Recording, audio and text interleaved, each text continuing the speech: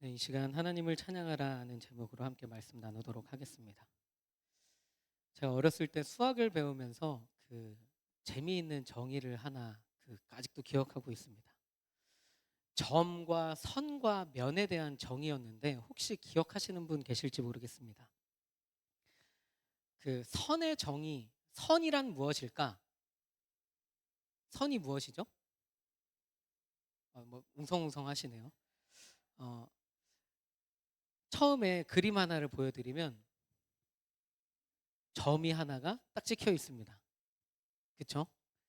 이 점이 두 개, 세 개, 네 개, 다섯 개가 찍히면 어떻게 될까요? 점선이 됩니다. 맞죠? 근데 이 점을 무수히 많이 찍으면 어떻게 될까요? 그림을 보여주시면 저게 자세히 보시면 동그라미가 이렇게 촘촘하게 연결되어 있는 것을 볼 수가 있습니다. 그 선의 정의는 무엇이냐면 점이 연속적으로 이루어진 수많은 점들의 모임이다라고 우리는 선을 정의합니다. 이제 기억나시죠? 끄덕끄덕 하시는 거 보니까 지금 끄덕끄덕 하시면 아는 게 됩니다. 그 선이란 점들이 여러 개가 찍혀 있는 거예요. 우리 눈으로 볼 때에는 다 이어져 있는 것 같지만 현미경으로 계속 디테일하게 들어가다 보면 그 점이 결국에는 붙어 있는 게 아니라 점점점점이 점점점점 이렇게 되어 있다는 것이지요. 우리의 찬양이 이와 같지 않나 생각해 봅니다. 점 같은 찬양이 있고 점선 같은 찬양이 있고 선 같은 찬양이 있습니다. 첫째로 점 같은 찬양은 어떤 찬양이냐? 때는 바야흐로 제가 대학 생활을 하던 시절이었습니다. 그때 당시에 제가 시냇가에 심은 나무들이라는 그 동아리에서 이제 찬양 인도하는 사람들끼리 모여서 동아리를 이제 만든 거였는데 사역을 다니는데 한 사역지 중에 하나가 유두고라는 사역이 있었습니다. 유두고 혹시 성경에서 유두고 들어보신 분 계신가요? 유두고 들어보셨죠? 그 사람이 어떤 사람이냐면 바울이 설교하는데 졸다가 떨어져 가지고 죽은 사람이에요. 근데 바울이 그에게 다가가서 기도해 주자 이제 살아났죠. 그 사람이 바로 유두고인데 그럼 유두고 사역은 어떤 사역이냐? 소년심사분류원에서 성경학교를 하는 그 사역이었습니다. 소년심사분류원이라고 하면 쉽게 말해서 청소년 아이들의 그 유치장 같은 곳입니다. 판결을 기다리면서 구류되어 있는 거죠. 그 장소에서 그 아이들이 뭐 한 길게는 한 달, 뭐 조금 넘게도 있는 것 같기는 한데 그 정도 이제 머문다고 합니다. 그 아이들을 데리고 이제 성경학교를 하는데 그 아이들 청소년 아이들을 데리고 이런 찬양들을 할 수 있을까요? 모르죠. 찬양도 모르고 뭐 아무것도 모르니까 그럼 그 아이들이랑 어떤 찬양들을 불러야 되느냐? 뭐 실로암, 당신은 사랑받기 위해 태어난 사람 이런 걸 불러야 돼요. 여러분들이 잘 상상이 안 가시겠지만 거기에 와 있는 아이들은 뉴스 Y 같은 데 나와 있는 뉴스 Y 예전 프로그램이었는데 거기 뭐 집단 성폭행 범인들도 있고 뭐 집단으로 폭행을 해가지고 뭐 거의 사경을 헤매는 친구들이 있으니까 또 붙잡혀 오기도 하고 사기를 벌이기도 하고 뭐 이런 사람들이 모여 있는데 그 친구들을 데리고 찬양 인도를 해야 되는 거예요. 와, 너무 어렵다라고 생각을 했는데 결국 그 아이들에게 찬양 인도 시간이란 찬양을 하는 시간이기보다는 그저 찬양을 조금 배워가는 시간일지 모르고 하나님을 조금 알아가는 시간일지 모르겠습니다. 그 시간 자체가 그저 하나의 점처럼 그냥 딱 한 번만 찍히는 거예요. 더 이상 하나님에 대한 찬양도 존재하지 않고 그들의 삶에는 더 이상 하나님이 존재하지 않는 것처럼 보였습니다. 둘째로 그렇게 이제 찬양을 하다 보니까 단순히 싱얼롱만 하다가 끝났는데 둘째로 점선 같은 찬양이 있습니다. 앞서 말씀드렸던 소년심사분류원 아이들이 한 번 방문했을 때에는 찬양을 어떻게 하는 건지 잘 모르는데 두 번째, 뭐 세 번째, 네 번째 때 가면은 조금 이제 익숙해져요. 여기서 말하는 두 번째, 세 번째는 봄에 만났던 친구들을 또 가을에 만나고 가을에 만났던 친구들을 봄에 만나고 이렇게 여러 번 만나는 거죠. 그러면 우리는 생각할 수 있습니다. 제가 아까 얼마 정도 구류된다고 했죠? 한 달에서 뭐 한 달 조금 넘게도 구류되어 있는 것 같은데, 그럼 봄에 있었던 아이들이 가을에 가면은 다 바뀌어야지 정상이겠죠. 그런데 바뀌지 않는 친구들이 있는 겁니다. 어떤 거죠? 다시 죄를 짓고 돌아오는 거예요. 재범하는 거죠. 그런 친구들이랑 또 이제 찬양을 또 해야 되는 거예요. 근데 이제는 아이들이 압니다. 아, 그래. 찬양 인도자가 앞에서 저렇게 이야기하면 노래는 이렇게 하는 거지. 그래, 여기서 제스처는 이렇게 취해야지.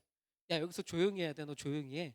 뭐 이렇게 이제 알려주는 아이들도 생겨나기 시작했습니다. 찬양의 분위기는 익숙해져서 찬양을 하는 그 잠깐 동안의 시간에는 뭐 감사하기도 하고 뭔가 이렇게 풍성해 보이지만, 다시 삶의 자리로 돌아가면 그 점이 이어져 있지 않는, 그래서 한번 예배 드릴 때마다 한 번씩 점이 찍히기는 하지만 그것들이 이어져 있지 않는 그 찬양을 드리는 아이들을 본 적이 있습니다. 셋째로, 선 같은 찬양이 있습니다. 선의 정의가 무엇이라고 말씀드렸습니까? 점들이 수없이 많이 이어져서 있는 모임을 우리는 선이라 이렇게 이야기한다 했습니다. 매 자리마다, 삶으로 돌아가서도 매 순간 매 자리마다 하나님을 느끼고 깨닫고 체험하고 찬양하고, 이것들을 계속 반복하는 것이죠. 교회에서만 점을 찍으면서 예배드리는 그 찬양이 아니라 삶으로 돌아가서 삶의 자리자리마다 역사하신 주님을 높여드리는 것이죠. 찬양이 꼭 화려한 그 음악적인 스킬과 뭐 어떤 테크닉이 있어야 하나님이 받으시는 것이 아니라 하나님을 높이고 기리는 거예요. 훌륭함을 높이고 기리는 것이 바로 찬양입니다. 예전에 그 저에게 찬양을 알려주셨던 목사님께서는 이렇게 설명하셨습니다. 그 손흥민을 응원하는 그 이제 사람이 앉아서 집 안에서 소파에 앉아서 그 손흥민 경기를 보다가 손흥민이 골을 딱 넣었을 때 그 자리에서 박자 딱 일어나는 것, 이거 뭐예요? 이 찬양이라는 거예요. 그의 훌륭함을 높이고 기리는 것, 그것이 찬양이라는 것이죠.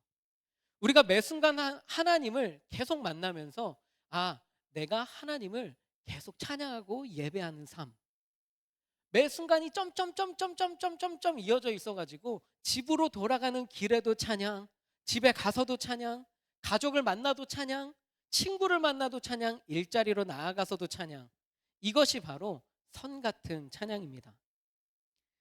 우리는 어떻습니까?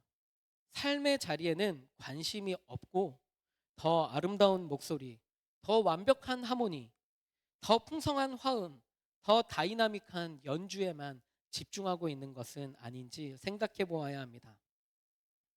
여러분, 하나님은 순종 없는 제사가 지겹다라고 말씀하십니다. 특정한 점, 화려한 점, 그 하나를 빡 찍었을 때 하나님이 좋아하시는 것이 아니라 매 삶의 순간순간마다 드려왔던 그 예배들, 각자가 드려왔던 그 예배들이 예배당에 모여서 공동체의 고백으로 하나님 앞에 올려드려질 때 우리의 찬양이 하나님이 받으시는 찬양이 될 줄 믿습니다. 이것은 앞에 서서 찬양하는 사람들의 고백이자 여러분들의 다짐이 되어야 합니다. 단순히 그 우리가 찬양을 부를 때 굉장히 단순한 선율에도 마음이 움직일 때가 있습니다. 왜 그렇죠? 심플하기 때문에 더 마음을 움직입니까? 복잡하기 때문에 더 마음을 움직입니까? 아니에요. 하나님이 임하시면 마음이 움직일 줄 믿습니다. 우리의 힘은 테크닉에 있지 않아요. 우리가 그렇게 고백해내는 그 주님이 우리 안에 있을 때 찬양에 힘이 생기는 것입니다. 앞에 선 사람들만 그 찬양의 힘이 필요한 것이 아니라 앉아 계시는 여러분들에게도 찬양의 힘이 필요합니다. 정말 안타까운 것은 찬양이 너무 어렵다 하여서 찬송가를 부름에도 불구하고 그 찬양이 나의 고백이 아니기 때문에 나는 그 고백에 동참할 수 없습니다 라는 제스처를 보내주시는 분들을 보면 너무 마음이 아프죠. 아, 저분들의 삶에는 어떤 고난과 힘듦과 어려움이 있었기에 하나님을 저렇게 찾지 못할까라는 마음이 듭니다. 우리의 고백이 삶에서부터 쭉 이어져 내려와서 예배의 자리에는 공동체의 고백이 되기를 소망합니다. 여러분, 이 예배를 통하여서 여러분들의 찬양이 오직 하나님께만 향하기를 소망합니다. 앞에 선 사람들이 노래를 이렇게 부르더라, 저렇게 부르더라, 화음을 이렇게 넣더라, 저렇게 넣더라, 이것이 우리의 안주거리가 되는 것이 아니라 이 예배를 마치고 돌아갔을 때에는 저가 찬양하고 있는 그 하나님은 어떤 하나님일까? 그가 삶의 자리에서 만난 하나님은 누구시기에 저렇게 절절하게 찬양을 할까? 저가 만난 하나님은 누구이기에 저렇게 신나게 찬양할까? 이러한 고민이 우리 안에 있기를 소망합니다. 특별히 오늘은 찬양위원회 주관으로 찬양 예배를 드립니다. 그러나 우리를 소개하기보다 여러분들께 우리가 찬양하는 하나님을 같이 찬양하자 독려하고 싶습니다. 우리가 가진 음악성이 이렇게 대단합니다. 여러분들에게 자랑하기보다 주님을 소개하고 주님께 같이 찬양하자 독려하는 우리가 되기를 소망합니다. 순서마다 이어지는 찬양을 통해 그 모든 박수를 하나님께만 올려드리기를 소망합니다. 모든 목소리를 하나님께만 올려드리기를 소망합니다. 모든 귀에 들려오는 소리를 하나님께만 영광 올려드리기를 소망합니다. 순서마다 이어지는 찬양들을 통해 여러분들도 눈으로 귀로 손으로 발로 몸짓 발짓 심령으로 하나님을 함께 찬양하는 시간 되시기를 축복합니다. 기도하겠습니다.